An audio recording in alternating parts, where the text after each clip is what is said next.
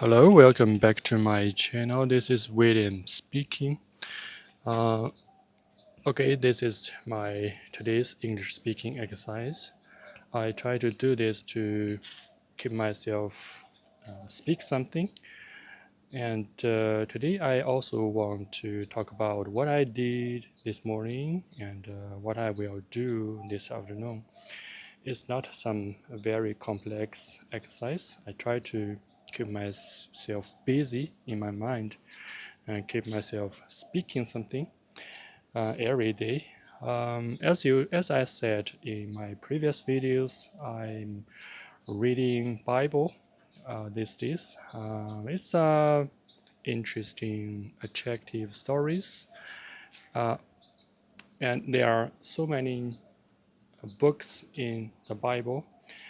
And I'm reading the second book now, which is Exodus. That is a book about how Israelites uh, went out from Egypt back to Canaan, the promised land. That is the process of how they get there. And I'm get to chapter 12, if I'm not wrong. And that's very interesting, and it's very real. And there are also some story that I feel not so comfort. Um, like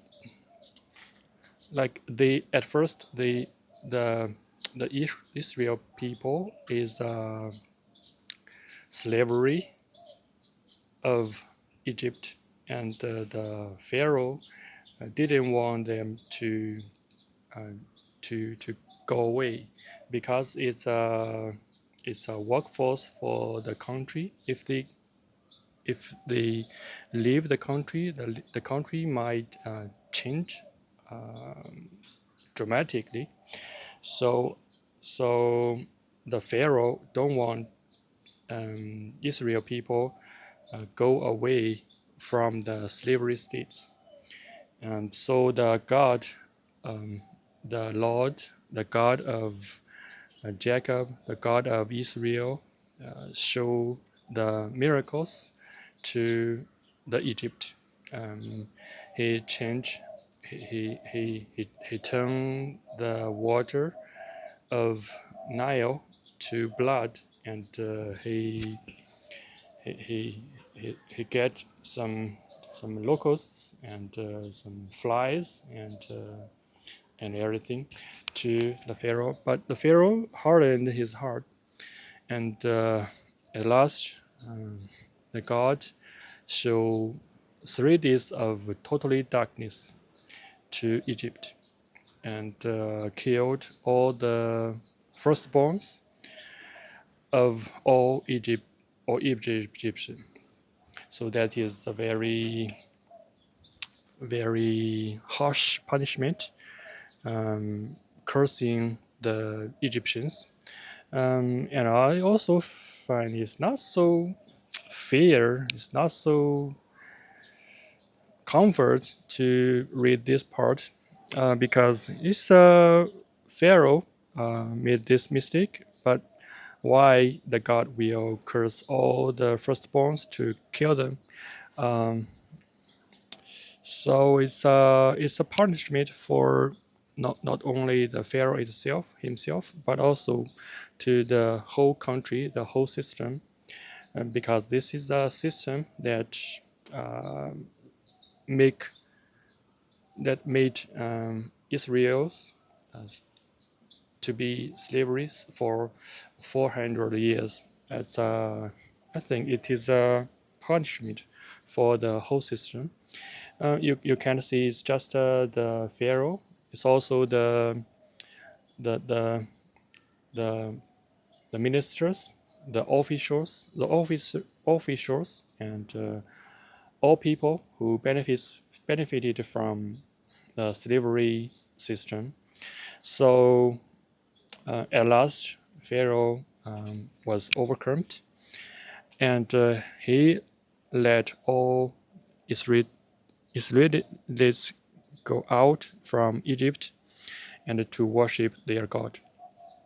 So that is a story um, of the part that I already read. I just read to chapter 12. The story is pretty vintage and pretty attractive, but there are some plots that I don't feel it's not so fair from my perspective, from my very limited perspective. And then they ask the Egyptians for their gold and slavery and silver and other some jewelries. I'm not very. I can't understand this part at first, and so I asked AI why they will do this. Why they can get out of the country and they need to ask jewelry from the local people. And AI told me, AI explained it for me, and now I think it's reasonable because for so long, for 400 years, Israel's are slaveries for the whole country. So now, if they just go out, it's like to running away from the owner. It's not the victory. It's not a freedom. So so they ask for a trader to go. It is a system that they were free. It is not running away. It is a free. It is they were freed by their owner, and they get the free man system status instead of running away or was exiled by the country. So that's now I feel it is acceptable to ask for something. Um, uh, After all, uh, they were they were slavery for 400 years, and so they went out of Egypt from Goshen, and they need to get to the promised land, which is Canaan, and they get to the Sinai island, and they went around in the desert, I think. And they went to the mountain Sinai, and they now at last they get to the promised land. And also I asked AI how long it will take for them to get to the promised land, and AI told me they need 40 years. It is astonished. It is astounding to hear this. Even at old time, we don't have cars, we don't have trucks, but if we just walk to Israel, it will take so long to get there. And AI told me that it's not the journey, the long journey is not the length, it's the people. They hesitate. They wanted to get back to Egypt and all the things, and totally it took them 40 years to get to the promised land, which is the land full of milk and honey. Um, um, Actually, it is the second generation who were born in the desert, who didn't have the burden of slavery, the bravery. They are brave. They were determined to get to the promised land.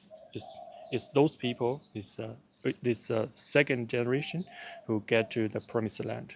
It's not the first generation. And that's what I read these days. It is the second book of Bible. Um, I, from my perspective, I don't think it is history or it is reality. I don't think. I'm not sure. I don't know if I can believe that or not. For me, it is just some stories of another nation. I'm a Chinese, and this part of book is about Israel. It's far from here, so I can't feel the feeling of those people. So there's a distance from me. And also, it is a religion. It is a book. It is a book. It is said that this book is written by some people, some prophets, and it's by the spirit of the God. So the book is words of God's according to the religion. Um, but now I'm an atheist. So that means I don't know if the God exists or not. I don't know. I just don't know. And so for me, those things are just stories. I don't know if they have anything with me. Um, it's just some stories far away. Um, and also yesterday I get touched to a concept which is Trinity. Trinity means and this several days I'm always thinking about this concept, Trinity. Trinity means the God is not just one. It's one God, but it has three persons, three sides. One is the God itself, the Father God, and second is the Son of the God, which is Jesus, and the third one is the Spirit of God. So the God, we have one God. That is the main meaning of this concept, Trinity. We have just one God, and the God has three sides: the God, the Son, and the Spirit. So, and the three sides are all gods, and they are totally the same God, but the three sides are different. So it's not so easy to get the meaning of the concept. So I try my best to try to understand it using my limited sense of human being. And God said he is not a being. His being itself. So it means the God is the creator, and being is the creature of the God. So creator is outside of the creature itself. So it's over the world, the whole dimension. I um, came out of I came up of analog, how we can understand the three sides of God.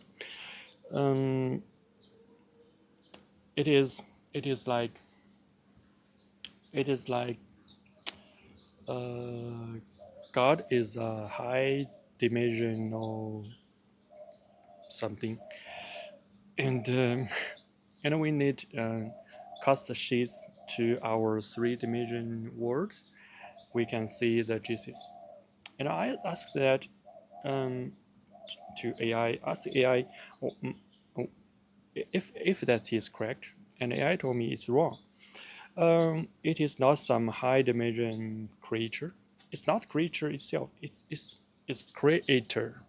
So that is it is a very hard to understand concept.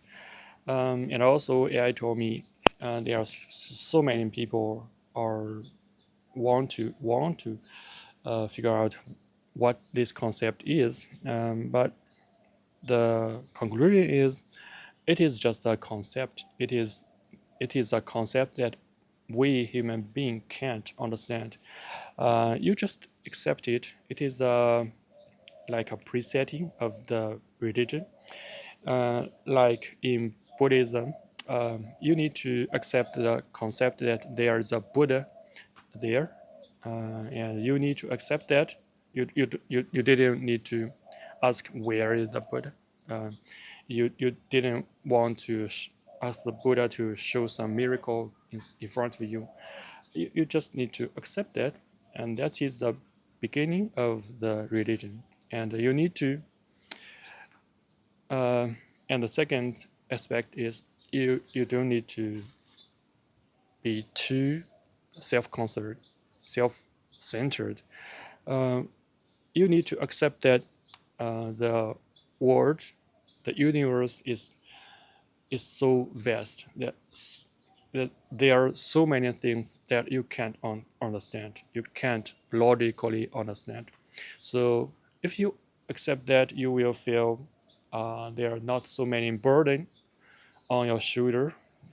So you can, of course, if we are so tiny in the universe that we shouldn't hold the burden on our own shoulder. We need to give that to the God, because God is the creator. It has is almighty, and it can take the burden very easily. So that make me quite peaceful. Um, so that is what I read these days. It is all about Bible, and also I try to learn Python. I don't want to quit that task. I have several tasks. One is learning Python, and second one is video making. I try to learn something every day, and also I need to record myself every noon after my running, after my jogging, and then I add a task every day, which is read some chapters of Bible. Bible is I think that's most interesting story, most interesting foreign story. Uh, there are so many stories in the book that I can absorb to make myself advance a little bit. Even I'm just a human being. I don't know if I can understand that, but I try my best. It's a very interesting book, and so that's what I want to share with you in this video. Hope you feel a little bit benefits, feel good about this video. Thanks for watching, and see you tomorrow. Bye.